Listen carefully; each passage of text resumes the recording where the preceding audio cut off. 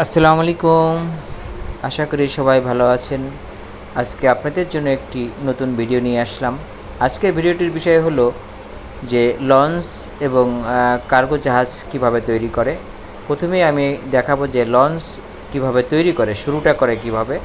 তাই সদরঘাটের একটি ডক ইয়ার্ডের আমি গেলাম। সেখানে গিয়ে আমি একটি লঞ্চ শুরু থেকে কিভাবে তৈরি করে এবং শেষ পর্যন্ত আপনাদেরকে ভিডিও দেখাবো যে আমরা যে লঞ্চে চড়ি এবং সেই লঞ্চ কিভাবে তৈরি হয় এবং লঞ্চ কিভাবে মেরামত করে এবং জাহাজ, কার্গো জাহাজ যেগুলো মালামাল বহন করে সেই জাহাজগুলো কিভাবে তৈরি করে, কিভাবে মেরামত করে, সেই বিষয়গুলো দেখানোর জন্য আপনাদেরকে নিয়ে আসলাম। আশা করি আমার এই ভিডিওটি ভালো লাগবে এবং ভালো লাগলে সাবস্ক্রাইব করবেন।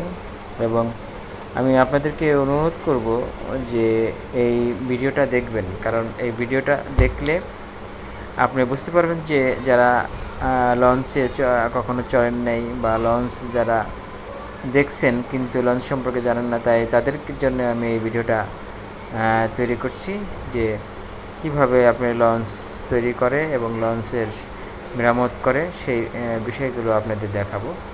আশা করি সবার ভালো লাগবে। এবং ডকইয়ার্ডগুলোর শ্রমিকেরা আজকে ফ্রাইডে সবার বন্ধ থাকার কারণে তারা এখানে ঘোরাফেরা করছেন এবং তারা আজকে একটু বিনোদনে আছেন, কেউ আবার খেলাধুলা করছেন।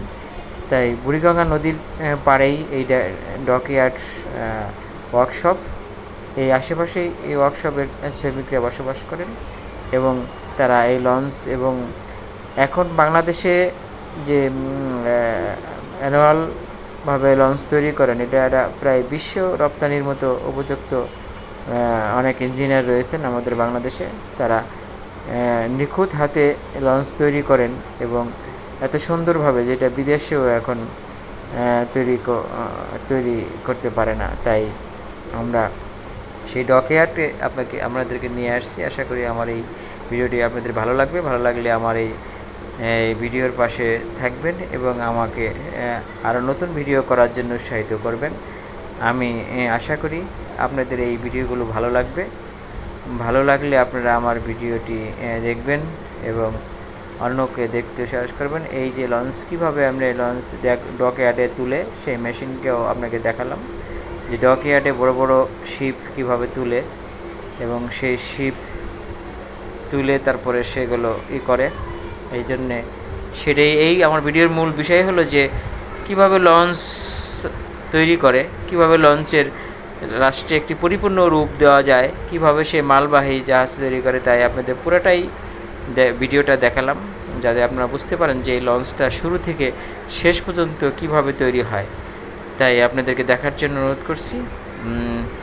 কথাবার্তায় কোনো ভুল ত্রুটি হলে ক্ষমা করবেন, কারণ যেহেতু আমি নতুন ভিডিও করছি, আমার পাশে থাকবেন। কারণ নতুন করতে গেলে অনেক সময় অনেক ভুলভ্রান্তি হতে পারে, তাই আমাকে ক্ষমার দৃষ্টিতে দেখবেন, আমার ভিডিওর পাশে থাকবেন এবং আমাকে আরও উৎসাহিত করবেন ভিডিও করার জন্য।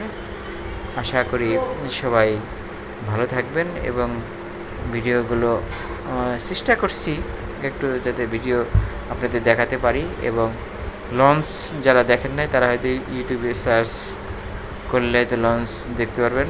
আল্লাহ হাফেজ, ভালো থাকবেন।